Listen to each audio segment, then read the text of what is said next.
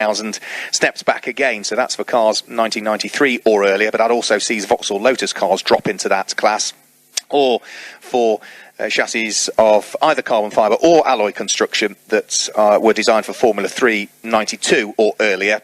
And then we see the likes of the FR2.0 class, which is for Formula Renault cars, complying with the nomenclatures that were issued by Formula Renault for the either 2006 or 2008 chassis. So it's what ideally would have been the either BARC Formula Renault or BTCC supporting Formula Renault classes from some years ago. And then the other class, of course, we see is going to be the Mono 2000s. So we see the faster classes. We saw the motorcycle engine classes and the Z-Tech and Kent engine classes out earlier on, but these largely now are either Formula Renaults or Formula 3 chassis from numerous years. In terms of drivers to watch out for, well, in Mono F3, then Ashley Dibden secured a double victory for the first couple of races up at Cadwell Park, Chris. Yeah, just to let you know, we've just had a spin on the exit of Graham Hill Bend, possibly slightly blocked from your view here, because it was far enough on the exit by the number 99 car. He's on the grass waiting to rejoin. Yeah, it's Matt Jordan, isn't it? Car number 99 who will rejoin. I'd spotted him out the corner of my eye, but was just waited to see what had happened with him, and he has been able to get on with it straight away. No problem, spins the car back round. So whilst Ashley Dibson claimed a double win at Cadwell Park, Chris Hodgson finished second at Cadwell Park, so he could well be another driver to watch out for. There were several drivers, though, that weren't at Cadwell Park that are worth considering, and I would certainly consider car number 82, Ben Cater, as being one of those to watch out for. At the wheel of his largely black and gold Dallara F306, Lee Cunningham is a quick driver as well, the man from Weybridge, in the black and orange number 79 car. So that's not to say that the familiar names from Cadwell Park are going to have everything all their own way. Also, Chris Davidson, car number 31, a former Westfield racer a good number of years ago, came into Monoposto racing a season or so ago, a man from Morton in the Marsh. And his grey and red number 31 car could, again, be another one to watch out for. And even Neil Harrison from Worcester has been around for a good number of years. So there's several cars out there that are going to be worth considering. Difficult one, really, to try and call, particularly in what are drying conditions again. So over the start-finish line goes the car of Chris Davidson. He is sixth quickest. A few seconds later, number 21 is over the start-finish line, which is Ian Hughes. He is down in the mid-teens at this stage, but car to watch out for will be car number 70, I would have thought, this time through. Who's that that's just had a spin coming onto the start-finish straight? Is that Russ Giles? It is, yeah. Russ Giles is only getting the number 5 car now, fired into life and heading over the start-finish line. So he's had a scary moment, I think, there. So it's good to see that Chris Hodgson is out. I grabbed a beer with those guys in the Kentigan last night, and they were just the one. Miss Wembley, yep, absolutely. And they basically were here for testing yesterday, and they did round figures, 0 laps yesterday. Oh dear. They didn't get out at all. There was a whole issue with all sorts of electrics behind the scenes, and what they've actually had to do is, instead of having it being sort of grounded into all the gubbins, that this like tank proof and everything, but it's not proof against a Dallara bumping around this circuit, and they've had to make that wire outside. That's a layman's way of explaining what they've had to do, but it meant that they had 0 testing, and they were up against it, and it wasn't even definite that they were going to get themselves back out again today. But fortunately, he has sat there in 4th at the moment. It looks like we've got a car in the gravel trap. That looks like it's the number 14 car of Robert Smith that's gone into the gravel trap up at Clearways Corner. A gaze through the binoculars might confirm that it says 1-4 on the rear wing of it, and indeed it does, yes.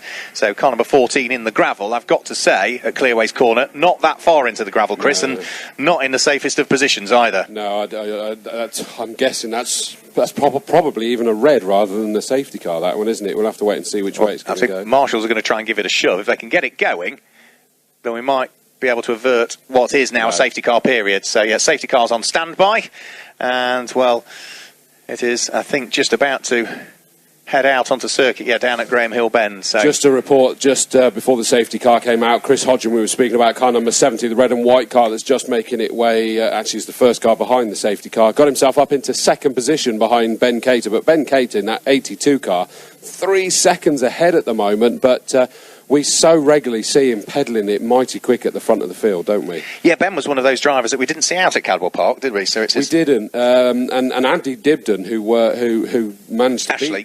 Ashley Dibden, that beat Chris Hodgen, is 0.037 behind Chris Hodgen at the moment.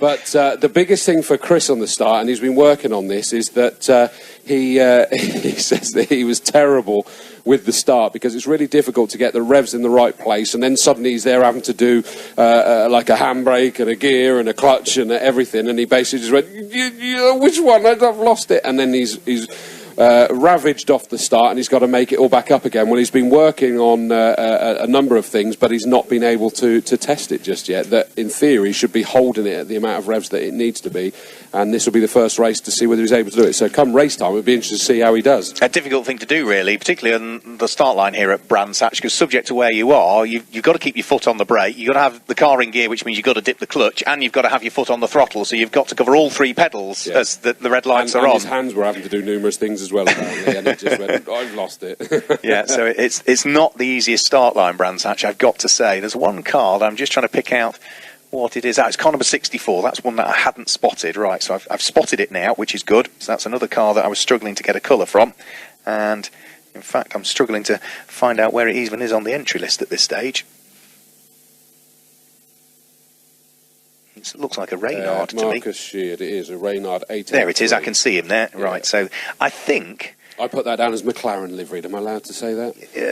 You can say that. You can't say the other word, which would be the particular cigarette brand that it represents. Yes, no, exactly. Yes, we can't say that. I have a feeling, I don't know, because I've not got any commentator sheets, but looking at that, it's a Reynard 883, which I think may well be the ex-Tristan Cliff car for a season ago, and if that's the case, that's the chassis that would have been raced by Rickard Rydell in the British Formula 3 Championship back in 1988. That's just me trying to surmise, the chassis that sort of have been around this championship for a season or so. So, recovery of errant car taking place from gravel trap. So, the man from Barlstone, the Dallara F395 of Robert Smith, is being extracted from the gravel. I'm confused because Chris Hodgen was the first car behind the safety car when they disappeared out of our view, and he's not there anymore. Right. Have I missed him? He is in Sector 2 somewhere at the moment.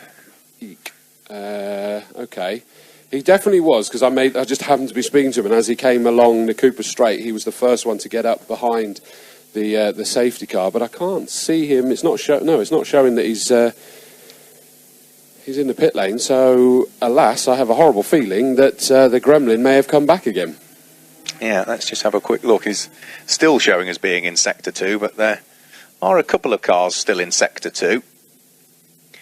Let's just have a quick look. Ben Cater's in the pits. Right, Ben Cater. Oh, he's not showing us in the pits, right? Okay. I thought that. He only showed that he's done the one sector, but no, he's definitely, and just on his way back out again, and he was waving quite animatedly at his crew.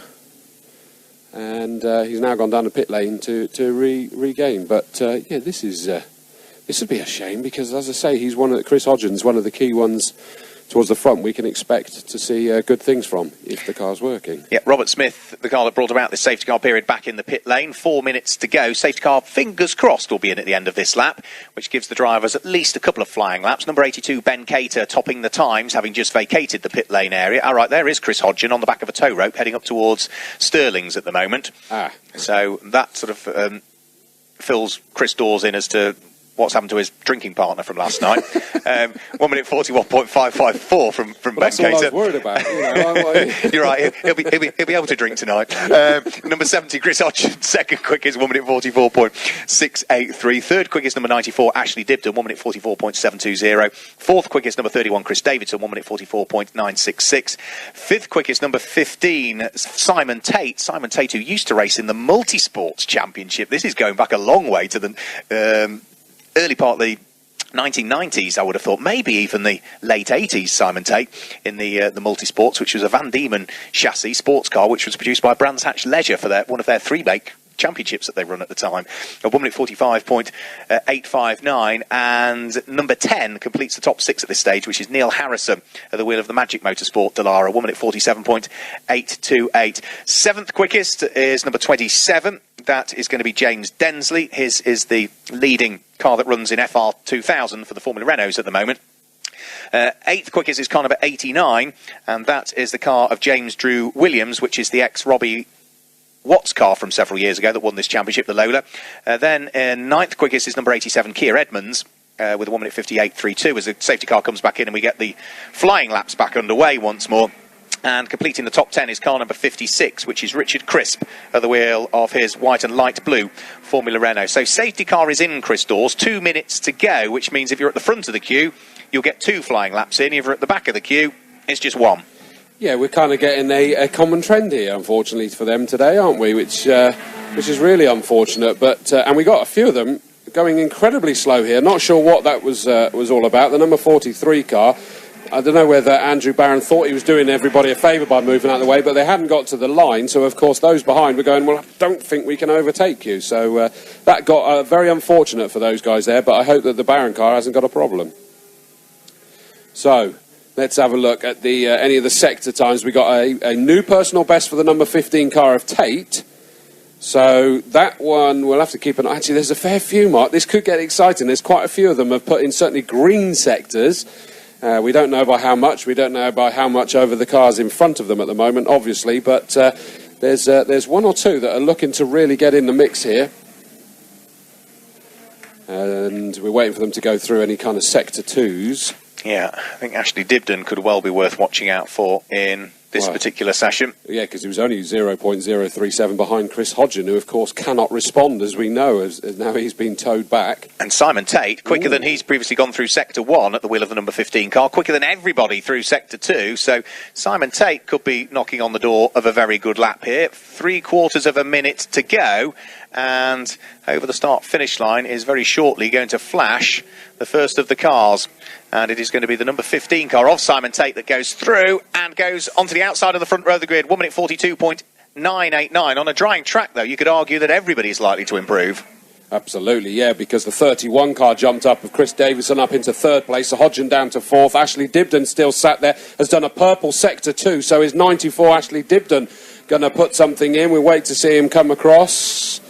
I can't remember which one is his. Is it sort of a light metallic green, isn't it, Ashley Dibden? And I think he might have already flashed his way through, possibly.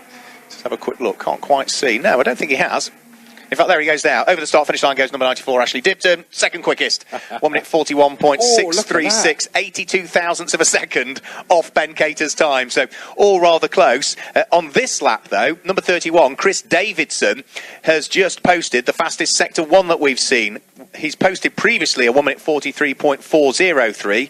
He is 4th quickest, the man from Moreton in the Marsh, at the wheel of the self-prepared Dallara F301. Grey and red it is in colour. He could well be one to watch out for, Chris Dawes. I wonder whether Ben Cater's got an issue with his transponder, because it's showing that he's not come into Sector 2, which we saw that when he was in the pit lane, so we knew that he actually was. But we're going to be keeping up. Incidentally, the car that brought out the safety car is back out on circuit now, albeit going fairly slowly. But 31 Davison is the key one. It's a grey and orange Dallara.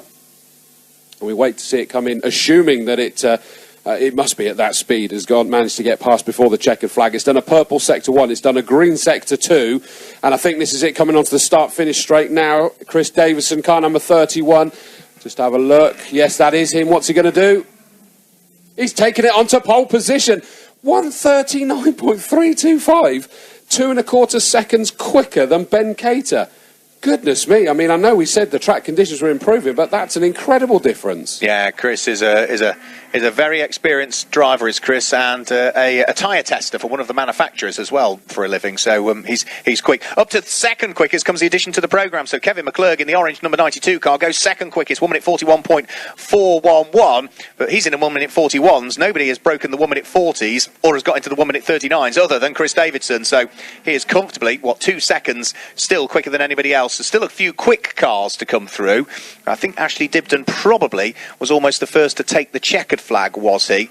Because he is, at the moment, I think, is he going to come through? No, he's going to be the last of the cars to take the checkered flag. Ashley Dibden, what can he do? Sector times would suggest there isn't going to be improvement. Timing screen confirms there is no improvement. So, grid is set. Again, topsy-turvy grid, I would suggest. Yeah, number 31, Chris Davidson, topping the times. 1 minute 39.3 325. Second quickest, number 92, Kevin McClurg, 1 minute 41.411. Third quickest, number 82, Ben Cater, 1 minute 41.554. And fourth quickest, number 15, Simon Tate, 1 minute 41.598. Fifth quickest, number 94, the double winner from Cadwell Park, Ashley Dibden, 1 minute 41.636. And sixth quickest, the first of the cars that runs in the FR2.0 class, is going to be Keir Edmonds, 1 minute 42.950. Seventh quickest is number 10, Neil Harrison, 1 minute 43.941. Eighth quickest is number 70, Chris Hodgson.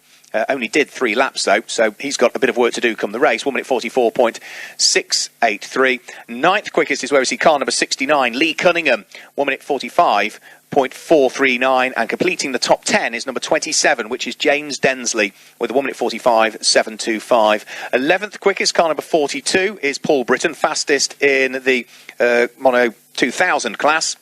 1 minute 45.809. 12th quickest, car number 6, which is the beautiful looking, I've got to say, fantastic looking chassis, the Anson, which is the fastest of the cars in the Mono Classic of Peter Venn, 1 minute 45.847.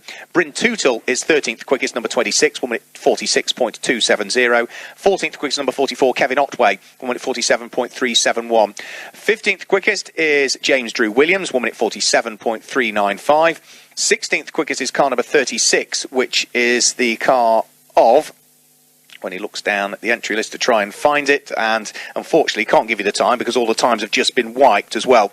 So we'll leave it where we were because TSL are already gearing up for the next of the qualifying sessions, which is going to be a very short and sharp affair because it's qualifying coming up in a few moments' time for the Henderson Insurance Brokers LMP3 Cup Championship. We saw a free practice over an hour for them earlier on, but now they have a 10-minute qualifying session coming up in a few moments' time.